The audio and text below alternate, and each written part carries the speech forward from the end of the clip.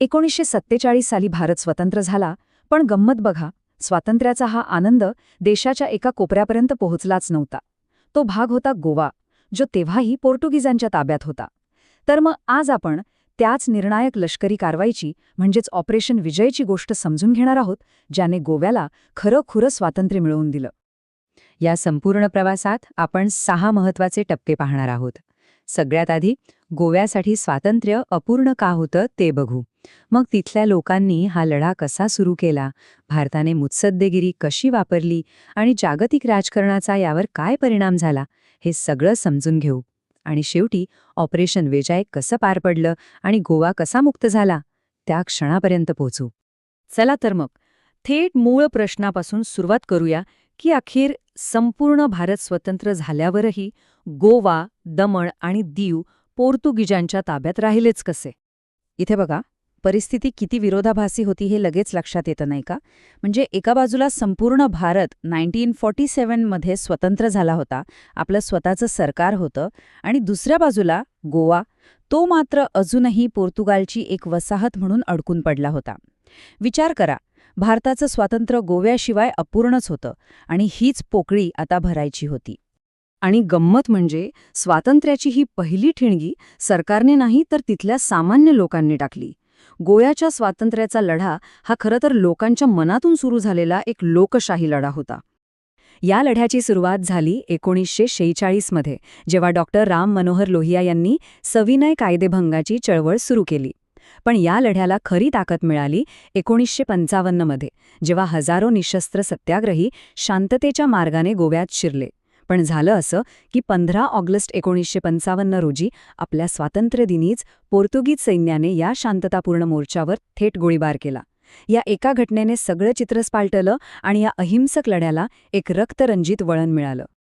आता हे आंदोलन किती मोठं होतं याचा अंदाज या आकड्यांवरून येईल. जवळपास 30 ते 50 हजार सामान्य नागरिक. त्यांच्या हातात शस्त्र नव्हती, होती ती फक्त स्वातंत्र्याची आस. हे केवळ आकडे नाहीत, तर स्वातंत्र्यासाठी तळमळणाऱ्या लोकांच्या भावना होत्या.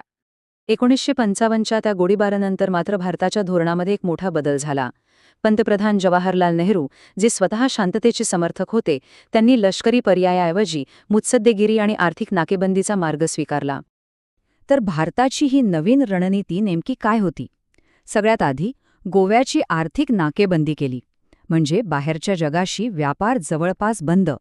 पोर्तुगालसोबतचे सगळे राजनैतिक संबंध तोडले, गोव्याला होणारी निर्यात बंद केली आणि भारतातली पोर्तुगीज दूतावासही बंद केली. हा एक प्रकारे पोर्तुगालला चर्चेसाठी टेबलवर आणण्याचा एक शांत पण अत्यंत कठोर प्रयत्न होता.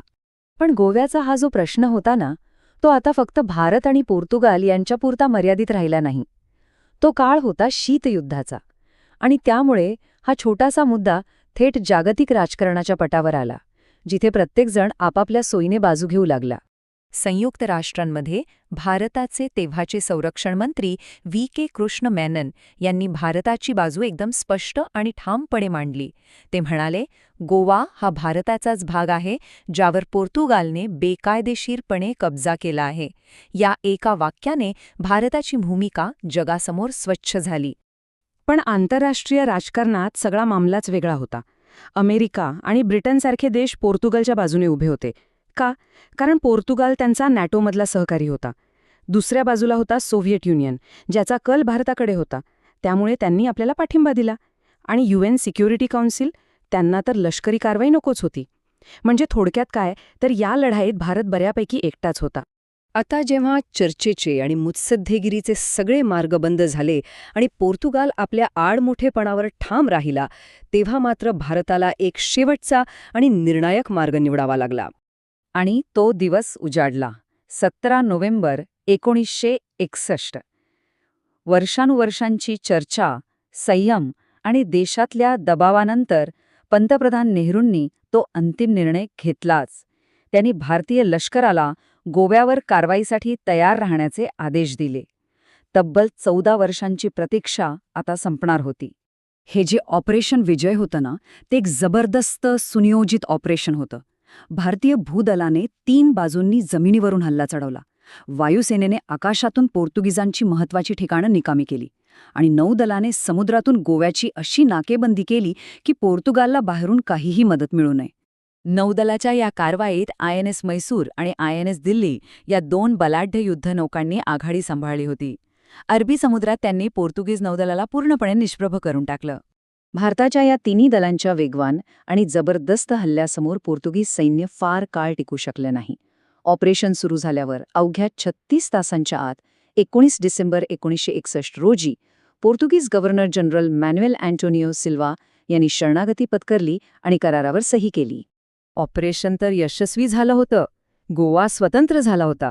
पण ह्या कारवाईनंतर आंतरराष्ट्रीय राजकारणात एक वेगळंच वादळ उठलं. अनेक पाश्चात्य देशांनी भारतावर कडाडून टीका केली. भारताने आपली शांतताप्रिय प्रतिमा धुळीस मिळवली असे आरोप होऊ लागले. इतकंच नाही तर पोर्तुगालने भारताच्या विरोधात थेट संयुक्त राष्ट्र सुरक्षा परिषदेत निषेधाचा प्रस्ताव मांडला. पण अशा वेळी सोव्हिएत युनियन भारताच्या मागे खंबीरपणे उभा राहिला. त्यांनी सुरक्षा परिषदेत आपला व्हेटो अधिकार वापरला. या व्हेटोमुळे ते एकटेच कोणताही प्रस्ताव रोखू शकत होते. त्यांनी तो प्रस्ताव रोखला आणि त्यामुळे भारत आंतरराष्ट्रीय कारवाईपासून वाचला. आणि अखेर तब्बल 451 वर्षांच्या परकीय राजवटीनंतर गोवा, दमण आणि दीव हे भारताचे अविभाज्य भाग बनले. भारताचे स्वातंत्र्य आता खऱ्या अर्थाने पूर्ण झालं होतं. गोव्याची ही संपूर्ण कहाणी आपल्याला एका मूलभूत प्रश्नावर आणून सोडते की कोणत्याही देशाला आपलं सार्वभौमत्व पूर्ण करण्याचा अधिकार नेमका केव्हा मिळतो आणि शांततेचे सगळे मार्ग थकल्यावर लष्करी कारवाई करणं हाच एकमेव पर्याय उरतो का, यावर नक्की विचार करायला हवा.